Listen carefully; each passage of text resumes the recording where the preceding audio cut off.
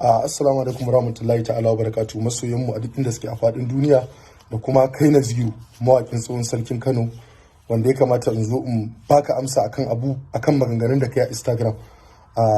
Ba na yin irin wannan bidiyon, ban kuma taɓa yi ba, amma yau ina so na yi saboda ka keta mutuncin mu, ko kuma in ce ka keta mutuncin masana'antar mu, wanda dole sai mun fito mun baka amsa a cikin ta. Allah subhanahu wata'ala yana gani magana da Mama Tambaye ta yi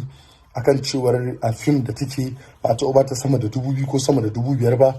Wannan magana ba haka take ba. Za a yi wa Mama Tambaye uzuri na cewar rikicin shekarunta za a kalla, za ta iya wannan maganar, amma ita ma ta san cewar mutane da yawa a cikin masana'antar fim sun ba ta sama da wannan kuɗin, a ciki har da ni Abubakar Bashir Shadda, a ciki akwai Alinu, akwai Falale Dore, akwai sauran producers da suke magana a cikin wannan abu. Ba wai da Alinu da kuma Falale Dore da suka fito suke magana, ba wai suna magana bane akan waɗanda suke cinye haƙƙin wasu a cikin masana'antar